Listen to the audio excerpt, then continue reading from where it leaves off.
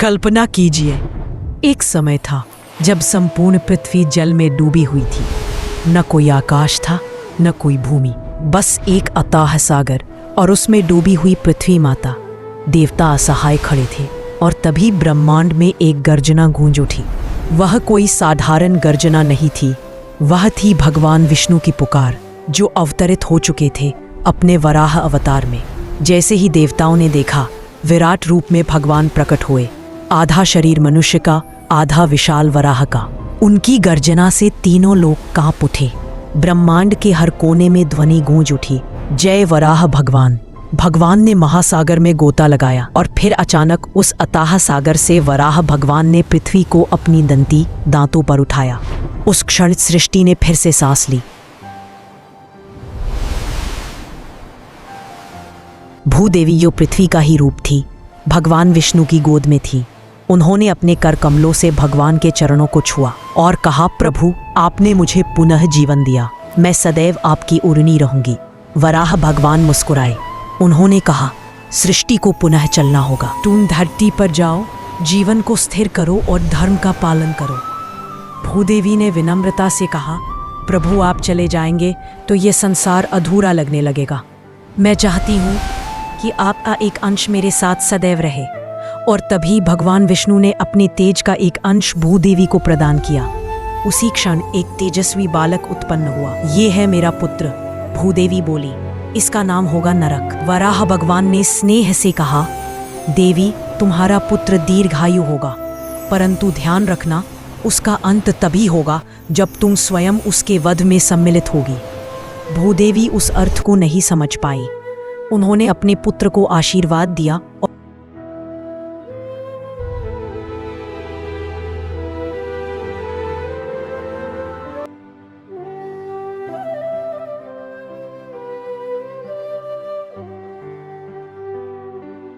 समय बीतता गया और नरक बड़ा हुआ।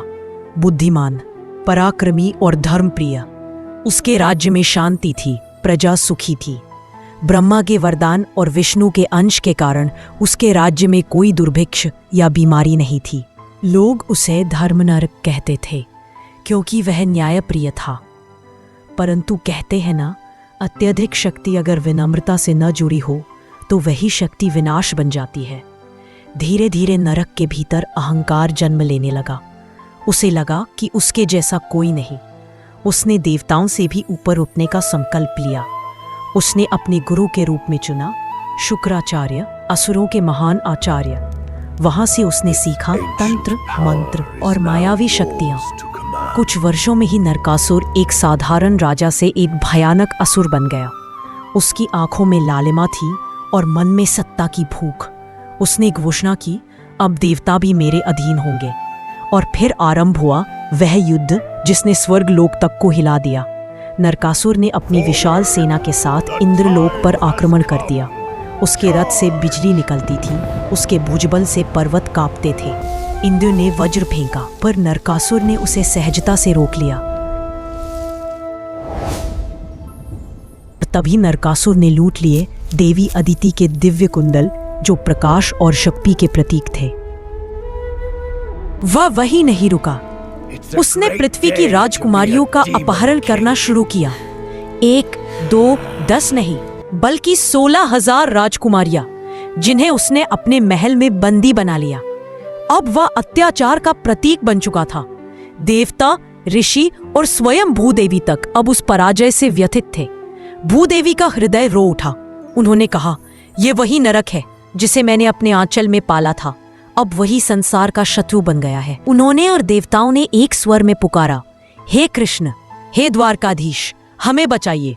द्वारका में श्री कृष्ण सिंहासन पर बैठे थे। उनके समीप रानी सत्यभामा थी। जब देवताओं ने विनती की, कृष्ण ने शांत स्वर में कहा, भूदेवी का वचन अब पूर्ण होगा। उनका पुत्र अधर्म के मार्ग पर चला है और अब उसी माता के माध्यम से उसका अंत होगा। फिर श्री कृष्ण गरुड़ पर आरूढ़ हुए।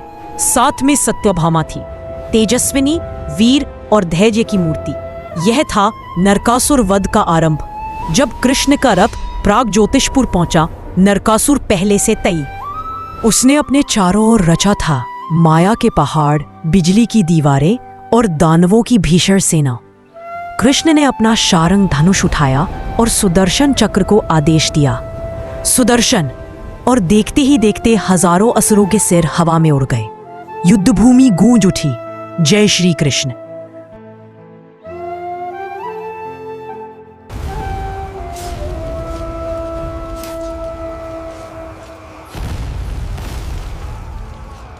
पर नरकासुर के पास एक रहस्य था। उसके पास था महामाया कवच, जो किसी देवता के अस्त्र से भी नष्ट नहीं होता था। कृष्ण ने जब उस पर प्रहार किया, वह वार उल्टा लौट आया। द्वारका का रथ डगमगाया। उसी क्षण सत्यभामा के शरीर में एक दिव्य आभा फैल गई। भूदेवी की शक्ति उनमें समा गई। सत्यभामा ने धनुष उठाया। उनकी आंखों में मां का तेज था, पर हाथों में एक योद्धा का संकल्प। उन्होंने कहा, नरक, ये वही हाथ हैं जिन्होंने तुम्हें जन्म दिया था, और अब वही तुम्हारे अहंकार का अंत करेंगे। उन्होंने एक तीव्र बाण छोड़ा। वह बाण जाकर नरकासुर के हृदय में धंस गया।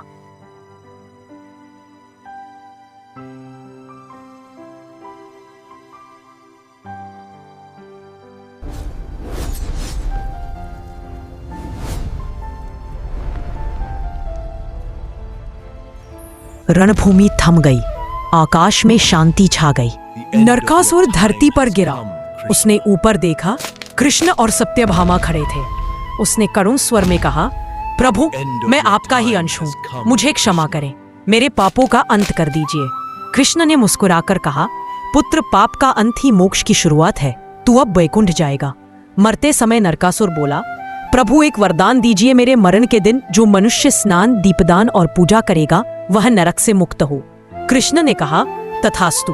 और तभी से उस दिन को कहा जाने लगा नरक चतुर्दशी या छोटी दिवाली। कार्तिक कृष्ण चतुर्दशी की सुबह लोग तेल स्नान करते हैं, दीप जलाते हैं और प्रार्थना करते हैं, हे भगवान, हमारे भीतर के अंधकार को मिटा दो। यह केवल एक पर्व नहीं, बल्कि एक आध्यात्मिक संदेश है।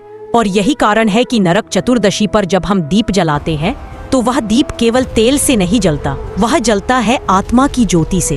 वह हमें याद दिलाता है कि अंधकार चाहे कितना भी गहरा क्यों ना हो, एक छोटी सी लौ भी उसे मिटा सकती है।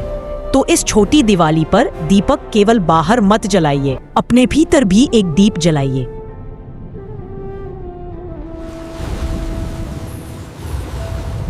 Thanks for watching my YouTube channel.